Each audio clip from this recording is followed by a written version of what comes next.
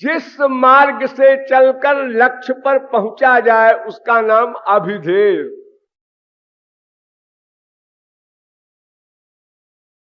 ये तो मालूम हो गया हमारा प्राप्य कौन, श्री कृष्ण, ज्ञातव्य कौन, श्री कृष्ण, यज्ञात्वा।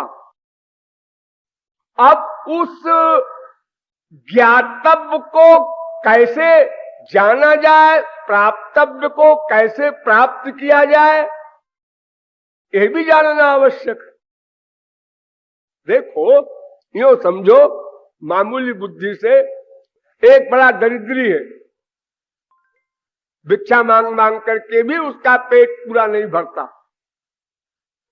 एक दिन एक महात्मा जी आए उनके यहां, भिक्षा मांगने लगे। उसने कहा बाबा जी आप हमसे क्या मांगते हैं हमारे लिए नहीं है। उन्होंने कहा तेरे पास तो बहुत कुछ है, झूठ को बोलता है। अरे देख लीजिए मेरी झोपड़िया, देख लीजिए, तलाशी ले लीजिए। इसी झोपड़िया के नीचे तेरे बाप का हजारों मन सोना गड़ा है। तू तो प्रांत का प्रांत खरीद ले, इतनी संपत्ति है तेरे पास। बाबा जी क्या मजाक कर रहे हैं आप भी? मजाक नहीं कर रहा हूं, फैक्ट कह रहा हूं। जरा सी जमीन खोद, बस वो भंडार मिल जाए। ये हुआ संबंध ज्ञान, ये ज्ञान कराया ज्ञाता ने। देखो ये तेरे नीचे, इसी कोठरी के नीचे धन गड़ा है।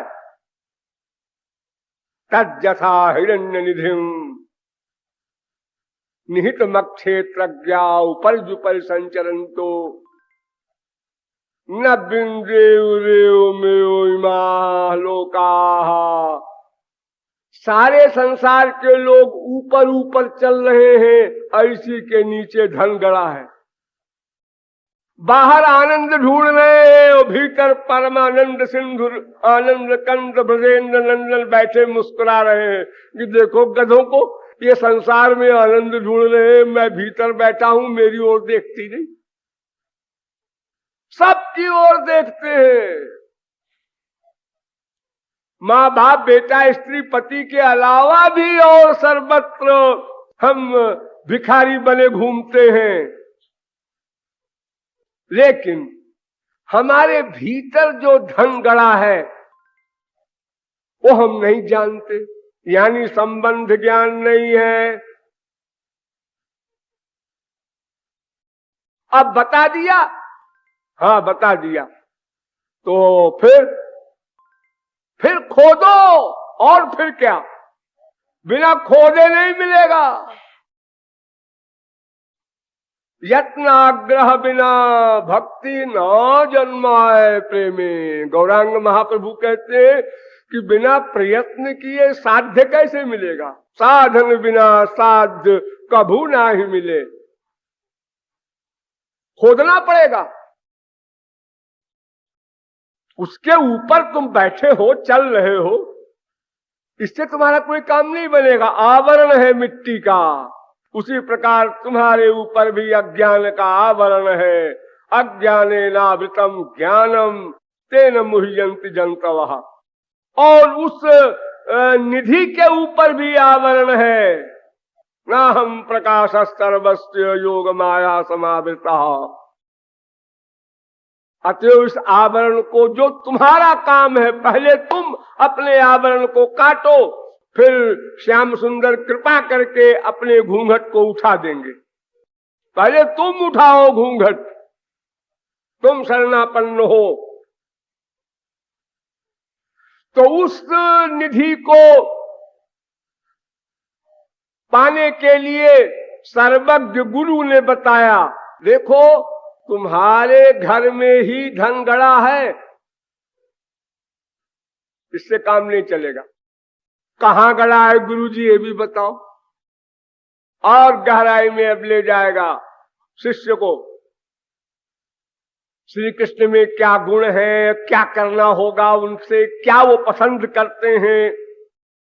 वो कोई पांडित्य पसंद करते हैं कि सुंदरता पसंद करते हैं, कि कोई ऐश्वर्य पसंद करते हैं, कि आंसू पसंद करते हैं। ये जैसे संसार में हम किसी आदमी से कुछ काम लेना चाहते हैं तो उसकी पसंद जानते हैं पहले कि ये क्या चीज दे कि ये खुश हो जाए तो हमारा काम कर दे। संसार में उसको वीकनेस भी कहते हैं। इस आदमी की वीकनेस मालूम हो जाए तो उसी में इसको फंसा दिया जाए। तो ठाकुर जी की वीकनेस क्या है? सबसे बड़ी वीकनेस ये है कि भक्त के निष्काम आंसू देखे कि हालत खराब। तो ये सब रहस्य की बातें गुरु बताएगा। जैसे उस बाबा जी ने, ज्योतिषी ने उसको बताया कि धन नीचे गड़ा है, अब ये बतावे कि कहां गड़ा है, उत्तर तरफ कि दक्षिण तरफ कि पूरब तरफ कि पश्चिम तरफ, ये भी बताओ भाई। तो उधर खोदे हम, नहीं तो और साइड में खोदे और कुछ खतरनाक चीज निकल पड़े। हाँ, दक्षिण तरफ अगर खोदोगे तो वहां ततैया बर्रैया निकलेंगी, एकदम नीचे बैठी हैं। और अगर पश्चिम तरफ खोदोगे तो वहां एक भूत रहता है बड़ा भारी, वो चढ़ जाएगा तुम्हारे अंतःकरण पर। और अगर उत्तर तरफ खोदोगे तो एक बड़ा भारी अजगर है, वो निकल जाएगा। अरे अच्छा हुआ आपने बता दिया, नहीं तो हम कहीं भी खोदने लगते। हाँ, तो पूरब तरफ थोड़ा सा खोदोगे तो एक बहुत बड़े भांड में तमाम हीरे जवाहरात बड़ी ढंग से, बड़ी तरकीब से सजे हुए रखे हुए तुमको मिल जाएंगे। ये बताया गुरुजी ने। यानी दक्षिण तरफ खोदोगे का मतलब, अगर कर्म धर्म के मार्ग से जाओगे, संबंध को परिपक्व करने, श्याम सुंदर से मिलने, तो वो वहां वे लोग तुमको स्वर्ग तक ले जाएंगे और वहां से भाग जाएंगे, छोड़ देंगे बीच में। और फिर स्वर्ग में जाके आप आशाओं, तृष्णाओं, वासनाओं के गुलाम होके तड़पेंगे। जैसे यहाँ पर आप लोग अपने से बड़े पैसे वाले, अपने से अधिक सुंदर, अपने से अधिक विद्वान को देखकर अंदर आपको पिंच करता है, दुखी होते हैं, टेंशन होता है, ईर्ष्या होती है, ऐसे स्वर्ग में भी होता है। भुआ लोग, महालोक, जनालोक, तपालोक, सत्यलोक, एक से एक उच्च कक्षाएं हैं, तो उनमें उतने ऊंचे ऐश्वर्य हैं, उनको देख के ललचाता है। वही सब बीमारी माया की जो यहाँ है वहां है। यहाँ जरा स्थूल विषय अधिक है, वहां सूक्ष्म विषय अधिक है, बस इतना सा अंतर है। यहाँ हमको रसगुल्ला खाने की इच्छा हुई तो पैसा ढूंढो, दुकान जाओ, खरीदो, लाओ, तब खाओ। और वहां ये सब कुछ नहीं है, मन से सोचा रसगुल्ला आ जा, आ गया बस। लेकिन रसगुल्ला खाने के बाद तृप्ति हुई और थोड़ी देर बाद फिर रसगुल्ला आ जा। सत्यलोक वाला सुख मिले, वो रसगुल्ला कलकत्ता वाला है। ये बीमारी जैसे यहाँ है वैसे वहां है। तो ये ततैया बर्रैया हैं, भौरे हैं, ये काटते हैं। उधर मत खोदो, कर्म मार्ग से मत जाओ। और पश्चिम तरफ एक भूत रहता है, भूत। देखो, भूत जब किसी को लग जाता है तो जितनी देर तक भूत लगा रहेगा उतनी देर तक वो जीवात्मा स्वयं कुछ नहीं करती, वही भूत ही सब कुछ करता है, बोलता है, चलता है, फिरता है, हरकतें करता है। वैसे ही जैसे भक्त को नंदपूत लग जाता है, ऐसे ही निम्न कक्षा की जीवात्माओं को भूत लग जाते हैं। तो ये है ज्ञान मार्ग। ज्ञान मार्ग के द्वारा क्या मिलेगा? मोक्ष। मोक्ष माने अपने को ही भूल जाएगा, इंद्रिय मन बुद्धि तो रहेगा नहीं।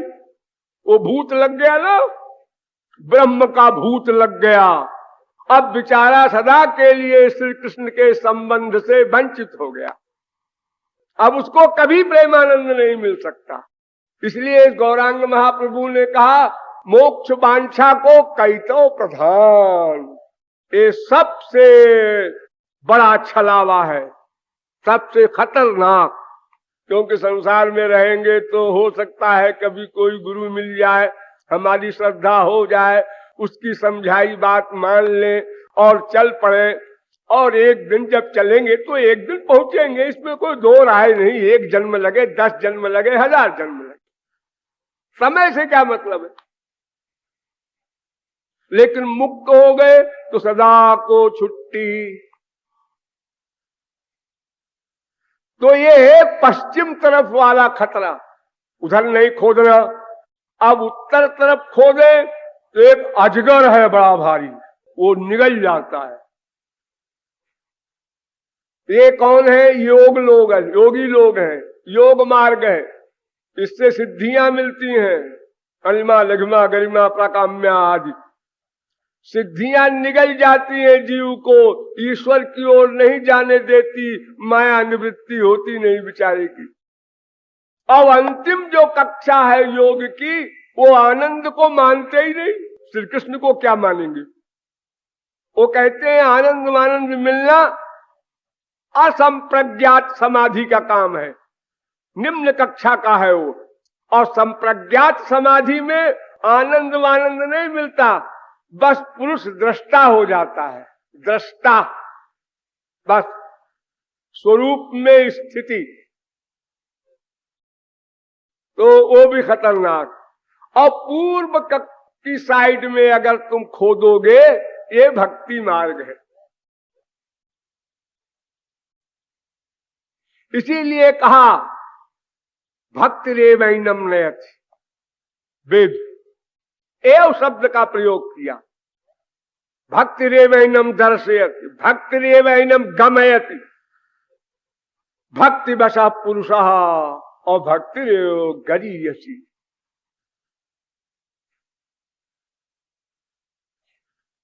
भक्त्या में कया ग्राह्या, एकमात्र भक्ति से ही मैं ग्राह्य हूं। भक्त्या में कया ग्राह्य श्रद्धयात्मा प्रिय सताम। एक भक्ति से और किसी मार्ग से नहीं। भक्त्या तो नन्या शक्य अहमेवं विधोर्जुन।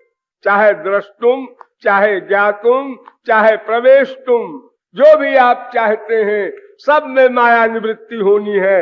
इसलिए माया निवृत्ति केवल भक्ति से ही होगी। लेकिन एक काम ठीक नहीं है। देखिए, उस दरिद्र को पूर्व तरफ खोदने से धन मिला, हाँ मिला, तो क्या हुआ? धन मिलने से क्या हुआ? अरे गरीबी चली गई, दरिद्रता का नाश हो गया, दरिद्रता का नाश हो गया।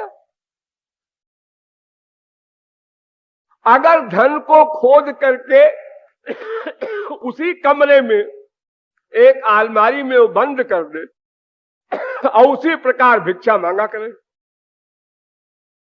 और उसी कमरे में रहा करे, तो कौन कहेगा कि दरिद्रता का नाश हो गया? ऐसे दरिद्रता के नाश से कोई फायदा नहीं।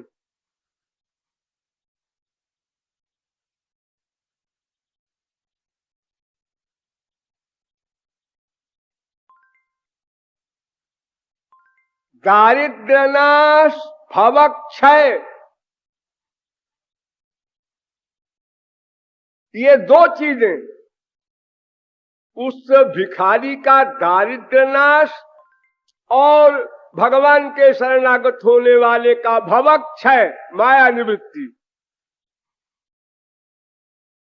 प्रेमेर फल नय। गौरांग महाप्रभु करते कि दारिद्र्य नाश भवक्षय प्रेमेर फल नय। ये प्रेम का फल नहीं है।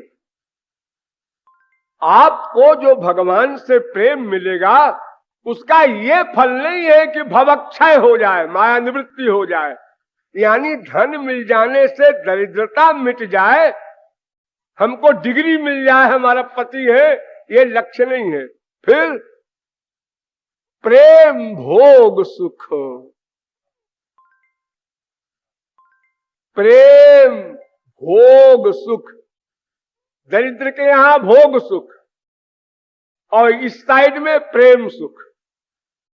यानी वो जो गरीब को संपत्ति मिली, उस संपत्ति से आलीशान कोठी खरीदेगा, कार खरीदेगा और तमाम ऐशो आराम के सामान इकट्ठा करेगा और विषयों का भोग करेगा। ये आनंद प्राप्ति उसको जो हो रही है संसार के पदार्थों के विषयों के भोग में, ये लक्ष्य है संपत्ति पाने का। ये लक्ष्य नहीं है कि दरिद्रता चली गई। दरिद्रता चली तो जाएगी अपने आप जब तुमको संसार के वैभव का सुख मिलेगा। उसी प्रकार जब प्रेमानंद मिलेगा तो माया निवृत्ति तो अपने आप हो जाएगी। माया निवृत्ति तुम्हारा एम नहीं है, तुम्हारा एम है श्री कृष्ण संबंध होने के नाते श्री कृष्ण की सेवा।